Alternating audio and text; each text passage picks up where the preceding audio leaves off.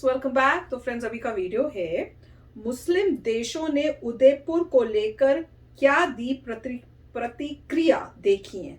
चलो देखते हैं। इतनी देर तक तो कोई आई नहीं थी, क्या बोलते हैं, प्रतिक्रिया। और उस टाइम जब नुपुर शर्मा का केस था तो कितनी जल्दी दी थी ये प्रतिक्रिया। तो अब देखते हैं अब इस बारी क्या दी है। तो वीडियो शुरू करते हैं। वीडियो शुरू करने से पहले अगर आप चैनल पर नए हो और आपने अभी तक सब्सक्राइब नहीं किया है तो जल्दी से पहले सब्सक्राइब के बटन और बेल आइकन को क्लिक कर लो ताकि आपको हमारे सारे न्यू वीडियोस का नोटिफिकेशन मिल जाए जैसे हम अपलोड करें। अगर आपको वीडियो पसंद आया प्लीज लाइक एंड शेयर। चलिए शुरू करते हैं। उदयपुर में जो कुछ हुआ उसने हर किसी को स्तब्ध कर दिया। भारत में लगातार प्रतिक्रियाओं का दौर है। लोग गुस्से में हैं कि आखिरकार कैसे एक गरीब दर्जी की जान ले ली जाती है, कैसे जिहादी प्लान बनाते हैं पाकिस्तान के इशारे पर। और फिर जो हुआ वो तस्वीरें आपने देखी होंगी। लेकिन आज सवाल यह है कि जब नुपुर शर्मा ने जो बयान दिया था उसकी निंदा तो 57 मुस्लिम देशों ने की थी, लेकिन उदयपुर की इस घटना पर वो मुस्लिम देश क्या बोल रहे हैं, वो क्या राय रख रहे हैं। वैसे तो यूएई प्रधानमंत्री भी गए थे, प्रधानमंत्री नरेंद्र मोदी भी वहां के राष्ट्रपति से मुलाकात करके आए, भव्य स्वागत भी हुआ, कान में उन्होंने कुछ कहा भी। लेकिन आज आपको दिखाता हूं कि वहां पर क्या कुछ चल रहा है, वहां का मीडिया क्या राय रख रहा है, किस तरीके से इस पूरी घटना को वो दिखा रहा है, ये आज मैं आपके सामने रखूंगा। पाकिस्तान क्या बोल रहा है, जो पाकिस्तान का हाथ इस पूरे मामले पर है उसका क्या स्टेटमेंट है, और ये सारे ऑफिशियल स्टेटमेंट मैं आपको दिखाऊंगा। तो चलिए शुरुआत करते हैं कि आखिरकार क्या बोल रहे हैं मुस्लिम देश। नमस्कार, स्वागत है आपका एडवांस इंडिया पर। मैं हूं नवीन चौहान। सबसे पहले मैं आपको दिखाता हूं कि कतर क्या कह रहा है। उस पूरी घटना पर कतर वो देश था जिसने अपने देश में हो रहे प्रदर्शनकारियों को उनकी हैसियत बताई और अपने देश से ही बाहर भगा दिया। आखिरकार इस स्तब्ध करने वाली घटना पर, कलेजा मुंह को आने वाली घटना पर क्या बोला कतर। कतर बेस्ड अल जजीरा ने भी इस पर कवरेज की है। अल जजीरा ने पूरी घटना का ब्यौरा दिया है। इस आर्टिकल के अंत में लिखा है, आलोचक मोदी की बीजेपी पर मुस्लिम समुदाय को हाशिए पर रखने और बांटने वाली राजनीति करने का आरोप लगाते हैं। कांग्रेस शासित राज्य राजस्थान के जोधपुर में पिछले महीने ही हिंदुओं और मुस्लिमों के बीच तनाव देखने को मिला था। अल जजीरा ने साल 2017 की एक घटना का भी जिक्र किया जिसमें एक मुस्लिम मजदूर को मारकर जला दिया गया था। तो ये तो देखा आपने कि कतर क्या कह रहा है, लेकिन अब आपको दिखाते हैं पाकिस्तान का क्या रुख है, क्योंकि पाकिस्तान के कराची से ही वो गौस मोहम्मद ट्रेनिंग लेकर आया था और उसी के बलबूते पर उसने यहां पर ये सब किया। पाकिस्तान का विदेश विभाग कह रहा है कि हमने भारतीय मीडिया में उदयपुर में हत्या के मामले की जांच के बारे में रिपोर्ट देखी है जिसमें आरोपी व्यक्तियों भारतीय नागरिकों को पाकिस्तान में एक संगठन से जोड़ने की कोशिश की जा रही है। बीजेपी आरएसएस पर निशाना साधते हैं और कहते हैं भारतीय शासन पाकिस्तान को बदनाम करने की कोशिश कर रहा है ताकि आंतरिक मुद्दों से ध्यान भटकाया जा सके। इस तरह के प्रयास भारत या विदेशों में लोगों को गुमराह करने में सफल नहीं होंगे। तो आपने देखा पाकिस्तान का तो वैसे हर बार यही रोना है, कश्मीर में उसके आतंकी पकड़े जाएंगे तब उसका यही रोना है। किस तरीके से 26/11 में पाकिस्तान पूरी दुनिया में बेनकाब हुआ, वहां पर भी उसने यही रोना शुरू किया। लेकिन अब लोग जान गए हैं पाकिस्तान का असली चेहरा। अब आपको दिखाते हैं तुर्की क्या कह रहा है।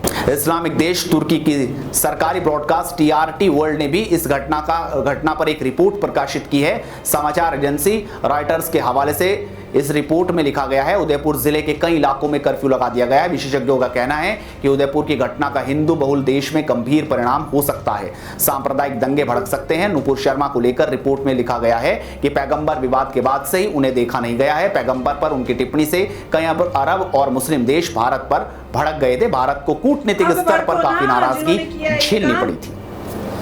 तो आपके सामने है कि आखिरकार किस तरीके से ये मुस्लिम देश अपनी राय रख रहे हैं। अब मैं आपको दिखाता हूं कि मलेशिया इस घटना पर क्या कह रहे हैं। मलेशिया भी एक मुस्लिम देश है और मलेशिया के अखबार मलय मेल ने इस घटना को भारत में धार्मिक हिंसा के इतिहास से जोड़ा है। अखबार लिखता है कि भारत में धार्मिक हिंसा का एक भयानक इतिहास रहा है। 1947 में ब्रिटिश औपनिवेशिक शासन से देश के आजाद होने के बाद से हजारों लोग धार्मिक हिंसा में मारे गए हैं। अखबार लिखता है कि भारत जहां लगभग 140 करोड़ आबादी का 13% मुसलमान है, 2014 में मोदी के सत्ता में आने के बाद से हिंदू फर्स्ट एजेंडे पर काम कर रहा है, जिसने देश में तनाव पैदा कर दिया है। पैगंबर विवाद का जिक्र करते हुए अखबार लिखता है कि इस महीने की शुरुआत में भाजपा ने अपनी प्रतिक्रिया नूपुर शर्मा को पार्टी से निलंबित कर दिया और एक अन्य अधिकारी को निष्कासित कर दिया, लेकिन हंगामा अभी भी शांत नहीं हुआ।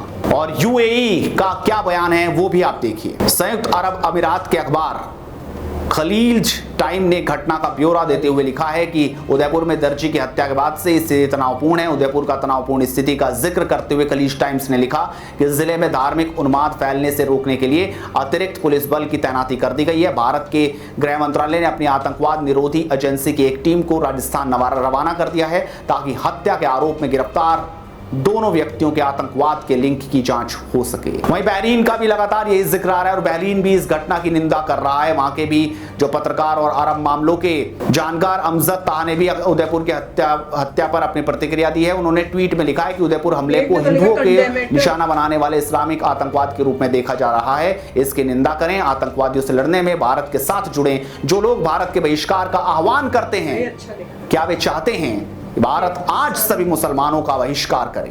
इसका जवाब ना है। हम सब एकजुट खड़े हैं। इस ट्वीट में अमजद ताह ने जस्टिस फॉर कन्हैया हैशटैग का इस्तेमाल किया। तो देखा आपने आखिरकार किस तरीके से अपनी प्रतिक्रिया लगातार आ रही है। वहीं बांग्लादेश जो कह रहा है उस पर भी आप गौर कीजिए। अखबार द डेली स्टार ने अपनी एक रिपोर्ट में लिखा है उदयपुर में एक दर्जी का सर कलम करने पर भारत के सभी बड़े नेताओं ने प्रतिक्रिया दी है। घटना पर राहुल गांधी, प्रियंका गांधी, अरविंद केजरीवाल, पिनराई विजयन आदि नेताओं के ट्वीट का रिपोर्ट में जिक्र किया गया है। रिपोर्ट में घटना की पृष्ठभूमि को लेकर लिखा गया है। यानी समझा जा सकता है कि काफी देश इसका विरोध कर रहे हैं, निंदा कर रहे हैं, तो काफी कुछ और भी दूसरी बातें कर रहे हैं। लेकिन सवाल यही है, आखिर कौन सा धर्म यह सिखाता है कि किसी को मार दिया जाए तो उसका धर्म खुश होगा? बल्कि धर्म तो ये सिखाता है कि धर्म को साइड में भी रख दिया जाए, लेकिन इंसानियत को जिंदा रखना चाहिए। आप इस वीडियो को शेयर कीजिए और लगातार हेडलाइंस इंडिया के साथ जुड़े रहिए ताकि मुद्दों की बात होती रहे। नमस्कार। तो फ्रेंड्स देख लो कि जब इंडिया के अगेंस्ट बोलना था कितना बढ़ चढ़ के उन्होंने एक्शंस लेने की कोशिश की है। पर मुझे तो ऐसा फील हुआ जब मैंने ये पढ़े हैं कि किसी ने, जैसे कहते हैं ना, स्ट्रॉन्ग कंडेम किसी ने नहीं किया। वो बता रहे कि क्या सिचुएशन है, बस ये है। वहां इंडिया में उन्होंने इंटरनेट बंद कर दिया या वहां पे बहुत टाइम से इस टाइप के हिंदू मुस्लिम की प्रॉब्लम्स हो रही थी और मोदी जी को इन्होंने बीच में डाल के बोल रहे हैं कि जब से मोदी जी आए हैं तब से ये हो रहा है। ये बेकार की बातें हैं। इसीलिए कहते हैं, मैं तो कह रही हूँ, सबसे मतलब जो इनमें से है ना प्रॉब्लम क्रिएटर, वो है पाकिस्तान। मुझे तो लगता है, जैसे आप लोग बोलते रहते हो ना कमेंट सेक्शन में, पाकिस्तान का तो सब कुछ बंद ही कर देना चाहिए कि कोई ना तुम उनके ट्विटर इंडिया में पहुंचे, मैं तो पहुंचे, मतलब मैं तो कुछ हो हेट में बिलीव नहीं करता। क्या हेट यार, हमारी कंट्री में इतना कुछ लॉ एंड ऑर्डर में विश्वास रखना चाहिए। वो तो है। अब देखना यह है कि क्या बहुत तेजी से विद इन 1 मंथ डिसाइड होती है पनिशमेंट। विद इन 1 मंथ क्या मतलब नहीं हुई तो मैं बहुत डिसअपॉइंट हो जाऊंगी। पॉइंट यही है कि कितनी तेजी से लॉ काम करता है। बिल्कुल।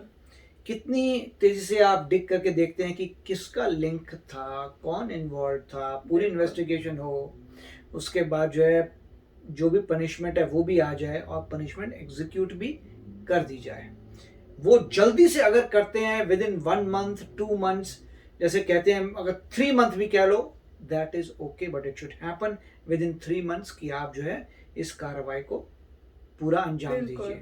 और जो भी स्टेटमेंट्स आ रही हैं वो आनी चाहिए, हाई लेवल ऑफिशियल से स्टेटमेंट्स आनी चाहिए, जिनको कंडेम करना चाहिए। ये जो काम है बहुत स्ट्रॉन्ग वर्ड्स में कंडेम करना चाहिए और उनको ये बोलना चाहिए जिन लोगों ने स्लोगन्स किए थे, ये सब कंट्रीज को बोलना चाहिए कि जिन लोगों ने ये स्लोगन्स बोले थे कि सर वो जो भी है धड़ से कलम जो भी बोलते हैं लोग, वो बोलते हैं उनके ऊपर उनको एक्शन लो। क्यों नहीं बोलते ये सब, ये जिन्होंने ये सब ऐसे गंदे गंदे स्लोगन साथ में गवर्नमेंट को बोलना भी चाहिए कि हम मतलब जैसे जो ये ऐसे बोलेगा, इन्वेस्टिगेशन हो रही है उसमें ये भी होना चाहिए कि ये लोग हैं, इनको और अरेस्ट किया गया है, ये लोग हैं, खाली यही नहीं, इनको औरों को भी करे जिन punish लोगों ने किया है। इस टाइप से बातें की हैं, भड़केलू बातें की, पब्लिक को किया इस टाइप से बोल के कि धड़ कर देंगे, जिन्होंने उस टाइप के वहां पे प्रोटेस्ट किए थे नुपुर शर्मा जी के अगेंस्ट कि भाई हम इनको ये करेंगे और इस सब की बातें नहीं, सबको देखिए करना पड़ेगा। पीसफुल प्रोटेस्ट में कोई प्रॉब्लम नहीं है। पीसफुल क्यों, अगर आप बोलो कि अगर सर आप- धड़ से कलम करके हाँ, इस तो टाइप वो के स्लोगन्स या वो बातें गलत कर रहे है, हैं, वही। जो ये बोल देते हैं कि अब जब हम आएंगे रूलिंग पार्टी बनेंगे तो हम दिखाएंगे तुमको, हिंदुओं को ये वो करेंगे, उनको अगर भी बंद करो, जो भी लॉ बनना चाहिए। कोई इस सर टाइप से कलम बात जो भी करे। कर रहा है बंदा, जो स्टेटमेंट दे रहा है, उसको तो आप कर सकते हैं, वो उसको तो है। आप थ्रेटन कर रहे हो भाई, उसको आप प्रोसिक्यूट कर सकते हैं, क्योंकि उसने एक वायलेंस की बात की है। बिल्कुल। अगर कोई वायलेंस की बात कर रहा है, कोई मर्डर की बात कर रहा है, वो तो डेफिनेटली गवर्नमेंट पकड़ के अंदर डाल सकती है कि तुम जो खुलेआम बात कर रहे हो तुम ये करोगे। बिल्कुल। तो वो तो और against नहीं, the law और लॉ भी बनना चाहिए कि आप किसी के रिलीजन के बारे में गंदा नहीं बोल सकते हो। अगर आपने इस टाइप का कुछ बोला तो आपके ऊपर ये पनिशमेंट होगी, ये बहुत क्लियरली होना चाहिए। और यूनिफॉर्म जो बोल रहे हैं लॉ जो आना है वो बहुत जल्दी आना चाहिए, फास्ट ट्रैक पे उसको लाना चाहिए। That is the need of the country today मेरे हिसाब से। अब आप शेयर करना आपको क्या लगता है। चलते हैं, मिलेंगे नेक्स्ट वीडियो में बहुत ही जल्द। Till then please take care and bye bye. तो अगर आप मेरे इस चैनल पे नए हो तो जल्दी से सब्सक्राइब के बटन को हिट करो और बेल आइकन को क्लिक करो, ताकि आपको मेरा जब नया वीडियो मैं लगाऊं आपको उसके बारे में जल्दी से पता चल जाए।